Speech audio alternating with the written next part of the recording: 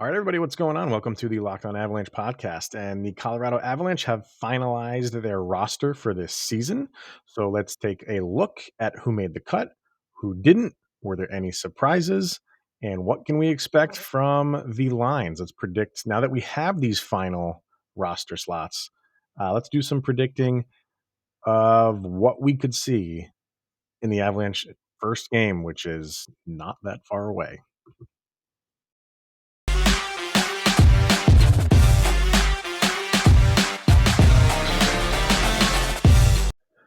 All right, everybody, welcome to the Locked On Avalanche podcast, part of the Locked On Podcast Network, your team every day. I am your host, Chris Maselli, with another episode of the podcast dedicated to your Colorado Avalanche.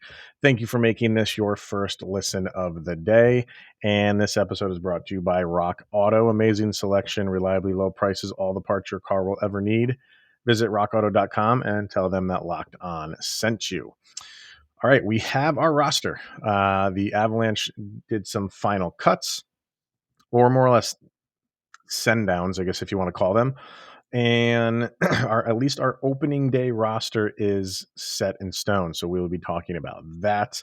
Like I said, we'll be predicting who the first lines will be for that first game against Chicago.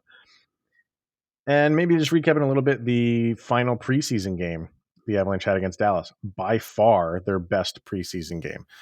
So all of that and then some, but first things first, follow the show on social media outlets. On Twitter, LOPN_Avalanche. On Instagram, search for Locked On Avalanche.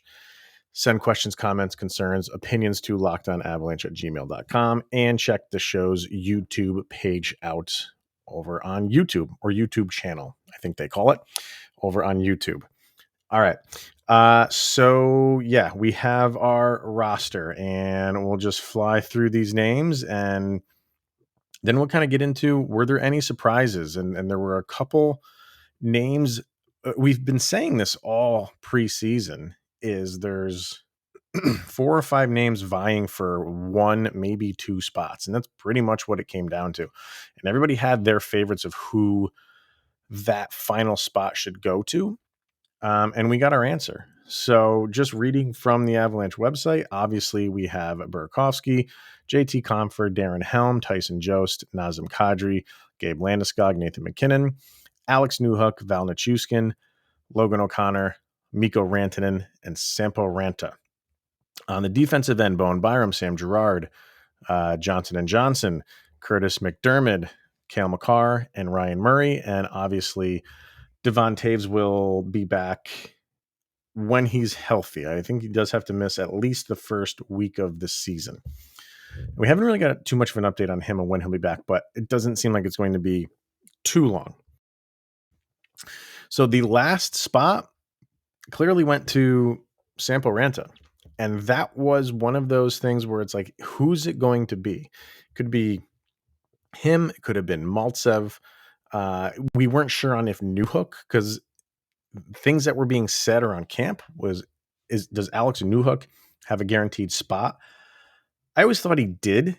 I feel like they were, and I said this in a past episode, I felt like they were using that as just motivation for him. And I don't think it was ever really in jeopardy, his roster spot. He's just a young guy and he had to get going. And I feel like he did. I feel like if he didn't start camp the way that the coaching staff wanted him to, that's all, well and good. Okay. But he showed improvement through the duration of it. So I don't think he was really ever on the verge of it. I just think they use it as a motivating factor for him. And it worked, I guess. I think maybe he would have taken it upon himself to motivate his own game. But when you have the coaches kind of chirping in your ear, like, I'd like to see him do more. And it would be really interesting to know. I'm sure they, sat him down. And I think they did. I remember reading somewhere that Newhook said that, or maybe it was even Coach Bednar who said, like, he sat down with him and told him he needs more. But sometimes they don't. Sometimes they just go right to the media and then the coach hears it through the media. And that's a little bit of an embarrassment. And then that gets their butt in gear. Whatever way they handled it with Newhook, which, like I said, I think they clearly sat him down, it seemed to work and it seemed to have an effect. And he started to play better through all of the games that he did play in the preseason. And we'll get to him a little bit later when we talk about the lines, because I'm still of a belief on something with him in the lines. As far as who else was cut, so the big question was Justin Barron, who had a very good training camp in preseason. And did he do anything to not warrant a roster spot? No, you could argue that he did very well, and he could. Why wouldn't he be that guy to play the games for Taves while Taves is out? You definitely could do that with him. And then when Taves comes back, you send him down. You don't burn a year of his entry level contract if he doesn't go over a certain amount of games. Maybe the Avalanche were just thinking, yeah, we could definitely do that, but he's still young. And do we want to risk it? Yeah, he looked great in the preseason.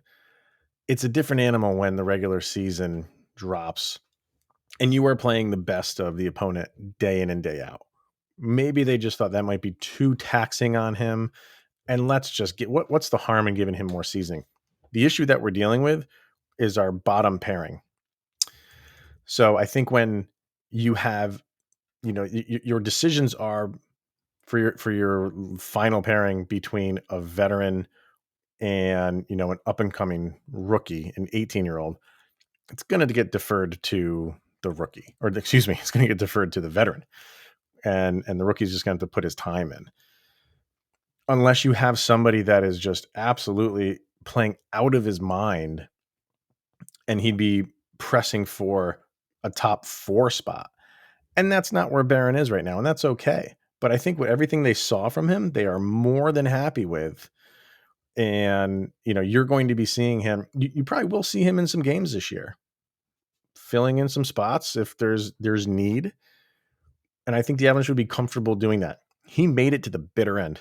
He didn't get sent down at any other point until the bitter end. So that tells you a lot. And in that final preseason game, he played a ton of minutes. And I think it was the Post, I think it was Denver Post, that said he basically played the role of Cale Makar. And that was intentional. They wanted to see what they had in him. And he played a lot of minutes in this preseason. So you knew that they were looking at him for a spot. And he came awfully close. And I don't think a lot of people expected him to do that this year. I think they expected him, he'll get his minutes and probably get sent down whenever he gets sent down, but he was fighting till the end. The one that a lot of people are questioning is Jacob MacDonald. And that I'm a big Jacob MacDonald fan. I know a lot of people out there are. It's one of those things where he didn't earn it. He didn't play all that well in the preseason. And he's not a guy that can hang his hat on past experience. He played very well for the Avs last year. And he played in 33 games, I think it was, and overachieved, obviously, in a good way. I think they were expecting a little bit more out of him to kind of pick up where he left off, and he didn't really do that. So if a guy lost a roster spot, it could have been him. He could have been one of those guys in that final pairing. Didn't work out that way. The scary part is when you have to put him on waivers if you're going to send him down. Most of the time, guys don't get picked up. But I think for Avalanche fans, that was one where it was a little concerning, where as well as he played for us, did some other team out there see some potential and would take a risk on him and pick him up? Luckily, it didn't happen, because I think you're going to see McDonald. I think you're going to see Jacob MacDonald a good amount of time this season too. They're going to need him, and that's the problem. A good problem to have for the Avalanche. All of these decisions that you had to make, you could make a case for any of these guys that got sent down. And the good part is they will probably come up at some point in the season. So you have this depth. You have depth, and it's good depth. And the guys that made it, congratulations to them. But just know that for whatever reason, if there's an injury, you have a handful of guys that can come up and take the spot. And that's what the Avalanche need. If you're a Stanley Cup contending team, you need all that depth. And the big one I think was Sampo Ranta. I was rooting for him. I went on a couple other hockey shows out there asking me who's a sleeper, and I would always throw out Sampo Ranta. And the way that Maltsev played, there was a concern, not a concern, it's a good concern, but many people were thinking maybe he outplayed Ranta. And the way that Ranta played in the final game with 4 penalties, not how you want to finish out the preseason. And maybe some people thought that could be his undoing. Apparently it wasn't. Avalanche are very happy with what they see in him, and that's another thing. Now you have Maltsev down there waiting, who played very well in the preseason. But all of these issues are clearly fourth line issues, bottom pairing issues. These are good problems that the Avalanche want to have. So you have a really, really solid team here. So let's get into just who these pairings might be. But first, we are going to hear from betonline.ag, and we're back and better than ever with another football season. And as always, BetOnline is your number one spot for all the pro and college football action this season. With a new updated site and interface, even more odds, prop bets, and contests, BetOnline continues to be the number one source for everything football. Head to the website or use your mobile device to sign up and receive a 50% welcome bonus on your first deposit. Don't forget to use that promo code Locked On to receive your bonus. From football, basketball, boxing, hockey, right to your favorite Vegas casino games. Don't wait to take advantage of all the amazing offers for the 2021 season. BetOnline is the fastest and easiest way to bet on all of your favorite sports. It is where the game starts. Also brought to you by DirecTV Stream. I want to tell you about a simple way to get all the entertainment that you love without the hassles. DirecTV Stream. It brings your live TV and on-demand favorites together like never before, which means you can watch your favorite sports, movies, and shows all in one place. The best part, there is no annual contract, so stop waiting and get your TV together with DirecTV Stream. And you can learn more at directtv.com. Once again, that website is directtv.com. So I briefly mentioned, I just, went through the Johnson & Johnson, not the pairing, but when I was just listing the names from the roster, that's another one. Jack Johnson gets a contract. Some people aren't happy with that.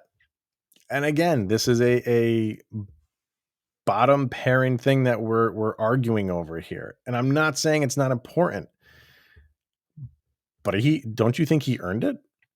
Don't you think his play in the preseason earned him a minimum contract? I do.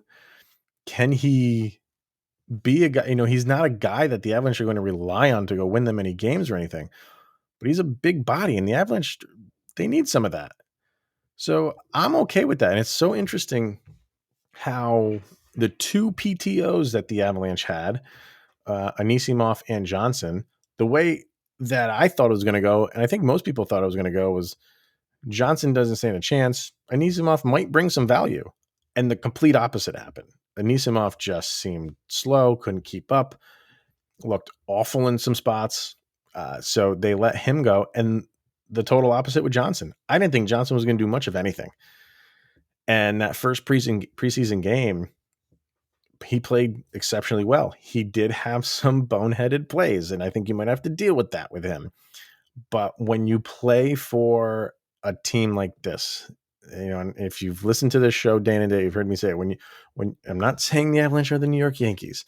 All I'm saying is when you play for a good team, like when a player gets traded to someone like the New York Yankees or the Los Angeles Dodgers, they just elevate their play because they know they have to or they're gone. Someone's there to replace them. That might be the case with Jack Johnson. So, and he's a veteran presence. A little bit surprising at the Avalanche because they like to stay on the younger side. They typically don't go after guys like him, but they did. He's a physical presence. Let's see what he can do. He had a good pretty good preseason, enough to earn a contract, in my opinion. And let's see what the regular season brings with him. We don't know. We shall see. The first in that preseason game, first line is just fine. No issues there. And my God, I can't wait for this season to start because, yeah, that's our bread and butter. That first line just was doing what they wanted to do. Dallas had no answer for that. And that is going to be a problem for many, many teams this year. How do you stop that three-headed monster of McKinnon, Landeskog, and Rantanen? And then when they're full, when we're all healthy, and you have Makar and Taves at the same time on the defensive end, good Lord. And I know we had that last year, but now you have another year of them being comfortable together. You have another year of Makar and Taves being comfortable together. You just have another year of Makar comfortable playing in the NHL. That is a starting five, if you want to say, that is just ridiculously good. And what the top line, when Kyle and I last Friday were talking, like, should this team have played these guys together a little bit more in the preseason? You know, they answered that question like, we're okay. Do not worry about us. Man, they looked phenomenal. Jonas Johansen, another one who looked very good, and that is going to be needed. He keeps playing well. The first preseason game, not all that much, but that's the first preseason game. All these guys are going to be a little bit rusty. You have to get into game mode. So, I can't make excuses for the first preseason game when he didn't play all that well and then just say, oh, he's just fine for the second preseason game when he does play well. He's going to need to perform in the regular season for us to say, like, yeah, he's having a good year. He's not having a good year, but he needs to be the backup. He needs to be Francouz because we have no other option right now. Kemper needs to be Grubauer, maybe even better. And Johansson needs to be Francouz, maybe even better. And I have all the faith in the world that both those guys can do that. So, who else was in that game that kind of stood out? Yeah, well, the whole Ranta thing with the 4 penalties, obviously that's ugly. So the fact that he still made it after that, and every little thing counts, every little detail counts. So he must have done enough with the other games, which I think he did. I would have been fine with whoever took that last spot. There's really no wrong answer there. Maltsev really changed my tune. I'm still a Ranta guy, but I would have been just fine if they had given it to Maltsev. And you're going to see them. You're going to see Maltsev. You're going to see Barron. You're going to see McDonald.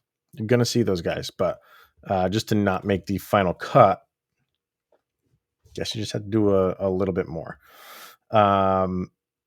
Yeah, so we are going to get to the line predictions. Let's see who we think is going to be on, and we all know probably the top 6 anyway. But for me, there's a little bit of a wrinkle. But real quickly, I just want to talk to you about Rock Auto and RockAuto.com. With the ever-increasing number of makes and models, it's now impossible for your local chain auto parts store to stock all the parts that you need. So save time and money when using Rock Auto. Why choose to spend 30, 50, even 100% more for the same parts from a chain store or car dealership? Rock Auto is a family business serving do-it-yourselfers for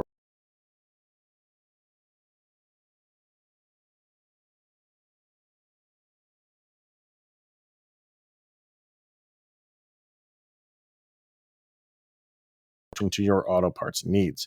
Go to rockauto.com right now and see all the parts available for your car or truck right locked on in their How Did You Hear About Us section, so they know that we sent you to them. Amazing selection, reliably low prices, all the parts your car will ever need. That's rockauto.com. So, lines. All right. We know the top line. That is not going to change. No, we are not breaking up the top line. You can't say, oh, they look so good. Why don't you spread some of that wealth around? That's ridiculous. At least to start the season, you're not going to do that. You are going out you're starting with a bang. So you got Landeskog, McKinnon, Rantanen in line 1. Line 2, everything is pointing to Kadri, Burakovsky, and Nichushkin. I would still put Alex Newhook in that second line if it was me. I just think he's more of a dynamic player than Nichushkin. Nichushkin is a great defender and he's a big boy, but I think, having a second line that can as closely resemble the first line as possible, I think you move Newhook up to that second line because then you're hitting them with a 1-2 punch. If you're hitting them with that top line, Landeskog, McKinnon, Rantanen, and then that's immediately followed by Burakovsky, who can light it up, Kadri, who's Kadri, physical, he's got good scoring presence, and the newcomer and the young kid in Alex Newhook. I just like that back-to-back coming right at you scenario with those top two lines. But Nichushkin, and you have to be happy for Val Nichushkin and how far he has come. Almost out of the league. Dallas wanted nothing to do with him. Avalanche gave him a contract, just a show us what you can do contract. He earned it. Last year he played even better, and now look at him. Now he's probably going to be starting the season on a second line for the Colorado Avalanche. So, and it's one of those things, like I'm saying, who got the final roster spot between guys like Ranta and Maltsev, like I would have been fine with it. I am fine with Nichushkin being on the second line if that's what happens. For me, I just like the dynamic that Newhook could bring, so I'd put him up on that second line still. Likely won't happen, at least to start the year. For the third line, you're probably looking at, let's see here. You're probably looking at Jost. I would like Jost. Who do we got? Jost, Helm, and if Nichushkin is on that second line, you would have to think Newhook would be on the third line. So if you're putting Helm in there on the left wing, you could put. You could put Jost and Newhook on there and have one of them run the wing. So that could be your third between Helm, Jost, and Newhook. And then your final line would be O'Connor, Ranta, and Comfer. Putting JT Comfer on a fourth line. I mean that's a fine fourth line. You're going to run Ranta on the left, O'Connor on the right, and Comfer to center. I am fine with that fourth line. Yeah. So that's the only wrinkle I would do is switch Newhook and Nichushkin. But, if it doesn't go that way, which, like I said, likely it won't, completely fine with it. Even if you can make that same argument that I'm talking about with Newhook, bringing him up on the second line, you can make that same argument for him staying on the third line. Having a offensive speed guy on a third line with Jost and Helm, that's fine with me. Defensive pairings, it's not going to be obviously Makar and Taves to start. So who's Makar going to be with? I mean, you'd have to say probably Makar and Gerard. And your second pairing would be Byram and Johnson. It seems like they like those two guys. Eric Johnson, I'm talking about, obviously. And so what is your final pairing? Is it you would have to think it's Jack Johnson and Ryan Murray. And Curtis McDermott is still on the team. He's a big guy. You're not putting Jack Johnson and Curtis McDermott on the same line. That's a recipe for disaster. But I think Murray is a solid third pairing along with Jack Johnson. That's a solid third pairing. So it's just a question of who mixing and matching right now because Taves is not there. Who's going with Makar? Probably Gerard. Who's going with Eric Johnson? Probably Byram. And that's a solid top four. This is going to be a good team, people. This is a really, really good team. And we were saying a lot about how they're not as deep as last year. Yeah, that might be the case, but they're still a very deep team. And it kind of really makes you appreciate last year's team all that much more, because that was a damn good team and a really deep team, and they couldn't pull it off. But this is a different team. This is a different makeup. There's different styles on this team that wasn't on last year.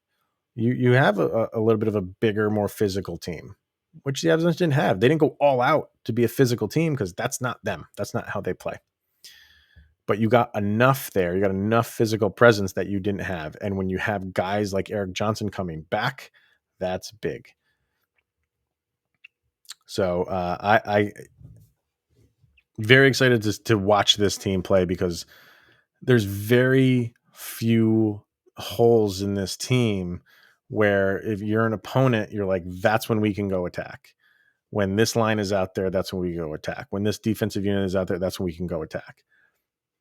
You just have to, if you're an opponent, you just have to roll your lines and hope you get something that the Avalanche gave you, that they screwed up somehow, and you have to take advantage of those.